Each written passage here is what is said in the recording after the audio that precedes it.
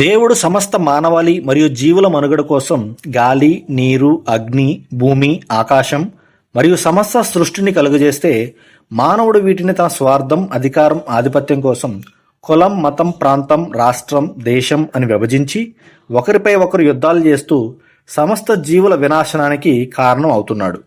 గాలి, నీరు, అగ్ని, భూమి, ఆకాశం వీటిని అవసరమైన మేరకు వినియోగించకుండా ఆధిపత్యం కోసం వీటిని ఆయుధాలుగా వినియోగిస్తున్నారు.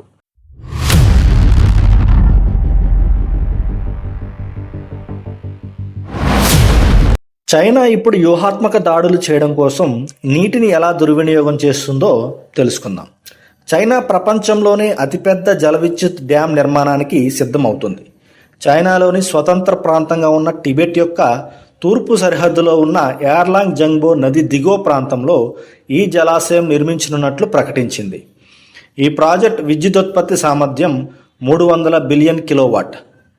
యార్లాంగ్ జంగ్బో నది టిబెట్లో ఉద్భవించి 1125 కిలోమీటర్ల మేర ప్రవహించి భారతదేశంలో బ్రహ్మపుత్ర నదిగా మారి అరుణాచల్ ప్రదేశ్, అస్సాం రాష్ట్రాల గుండా ప్రయాణించి బంగ్లాదేశ్లో ప్రవేశిస్తుంది. బంగ్లాదేశ్లో ఈ నది జమునగా పిలువబడుతుంది. ఇక్కడ ఇది పద్మగా మారి చివరికి బంగాళాఖాతంలో కలుస్తుంది. ప్రస్తుతం చైనాలో ఉన్న అతిపెద్ద జల విద్యుత్ డ్యాం అయిన త్రీ గోర్జెస్ డ్యాం సామర్థ్యం 88.2 బిలియన్ కిలోవాట్. ఇప్పుడు చైనా తలపెట్టిన ప్రపంచంలోనే అతిపెద్ద జల విద్యుత్ డ్యాం ప్రస్తుతం ఉన్న అతిపెద్ద త్రీ గోర్జెస్ డ్యాం సామర్థ్యానికి మూడింతలు.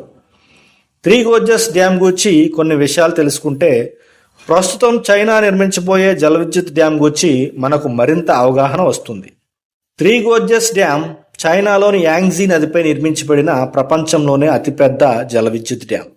ఈ డ్యాం 2.33 కిలోమీటర్ల పొడవు, 181 మీటర్ల ఎత్తు కలిగి ఉంది. దీని ద్వారా సుమారు 660 కిలోమీటర్ల పొడవున రిజర్వాయర్ నిర్మించారు.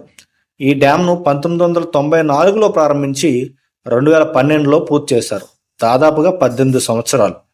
ఇది ప్రపంచంలోనే అతిపెద్ద జల విద్యుత్ కేంద్రం. త్రీ గోర్జెస్ డ్యాం నిర్మాణం వల్ల కొన్ని భౌగోళిక మార్పులు కూడా చోటు చేసుకున్నాయి. ఈ డ్యాంలో నీటి నిల్వ కారణంగా భూమి ధృవాల స్థానం సుమారు 2 సెంటీమీటర్ల మేర మారింది. అదేవిధంగా భూభ్రమణ వేగం కూడా సుమారు 0.06 మైక్రో సెకండ్లు తగ్గింది. ఈ డ్యాం నిర్మాణం వల్ల 114 పట్టణాలు, 1680 గ్రామాలు నీటి కిందకు వెళ్ళాయి. దాదాపు 14 లక్షల మంది ప్రజలు తమ ఇళ్లను కోల్పోయారు. ఈ డ్యాం ద్వారా ఉత్పత్తి అయ్యే విద్యుత్ చైనాలోని అనేక ప్రాంతాలకు సరఫరా చేయబడుతుంది. ఇది ఆర్థిక అభివృద్ధికి సహాయపడుతుంది. అయితే ఈ డ్యాం వల్ల కొన్ని భౌగోళిక మార్పులు, భూకంపాల ప్రమాదం వంటి సమస్యలు కూడా ఉన్నాయి. త్రీ గోర్జెస్ డ్యాం కూలిపోతే చైనాలో భారీ వరదలు వస్తాయి. అనేక పట్టణాలు, గ్రామాలు నీటి కిందకు వెళ్ళిపోతాయి. భూకంపాలు వస్తాయి. పర్యావరణం మరియు సముద్ర జీవ వైవిధ్యంపై ప్రభావం పడుతుంది. వ్యవసాయం, ఆర్థిక వ్యవస్థకు తీవ్ర నష్టం జరుగుతుంది. ప్రపంచ ఆర్థిక వ్యవస్థ కూడా దెబ్బతింటుంది. అనేక ప్రజలు తమ ప్రాణాలు కోల్పోతారు. ఇక ప్రస్తుత విషయానికి వస్తే భారత్కి అతి సమీపాన కేవలం 30 కిలోమీటర్ల ఎగువన బ్రహ్మపుత్ర నదిపై చైనా ప్రపంచంలోనే అతిపెద్ద జల విద్యుత్ డ్యామును 2030 సంవత్సరం నాటికి నిర్మించాలని ప్రణాళికను రెడీ చేస్తుంది.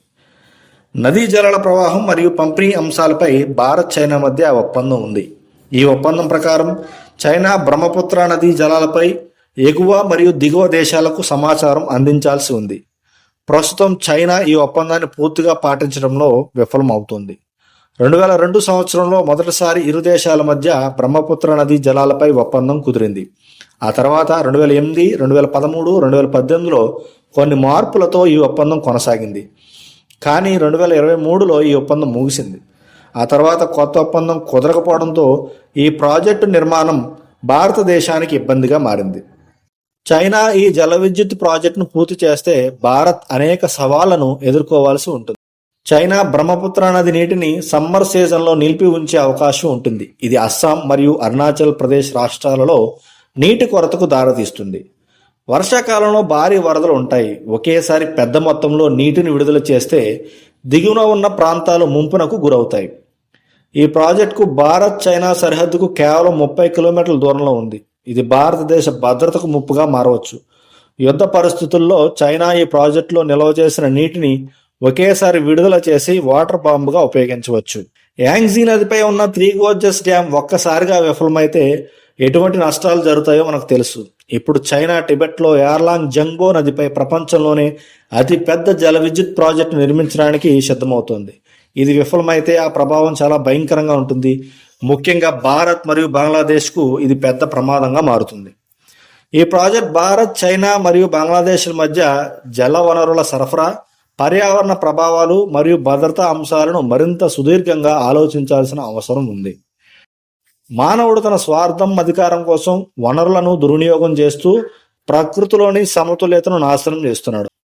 ప్రత్యేకంగా నదుల వంటి జీవనాధారాలను యుద్ధాలు, ఆధిపత్య కాంక్షల కోసం ఆయుధాలుగా మలచడం తీవ్ర వినాశనానికి దారితీస్తుంది. వనరులను సమర్థవంతంగా వినియోగించి వాటిని కాపాడటమే మన బాధ్యత. లేకపోతే ప్రకృతి తనకు తానుగా సమతుల్యతను ఏర్పరచుకుంటుంది. అవే మనకు ప్రకృతి విపత్తులుగా కనిపిస్తున్నాయి. అవసరానికి వనరులు వాడుకోవచ్చు, కానీ ఆధిపత్యం కోసం అతిగా వినియోగిస్తే వినాశనానికి గురి కావచ్చు. ఈ వీడియో మీకు నచ్చిందని ఆశిస్తున్నాను. మీ అభిప్రాయాలను కామెంట్స్లో తెలియచేయండి. మరిన్ని ఆసక్తికరమైన విషయాల కోసం మా ఛానల్ను సబ్స్క్రైబ్ చేయండి. మరింత మంచి కంటెంట్ తీసుకురావడానికి ప్రయత్నిస్తాం. Thank you for watching.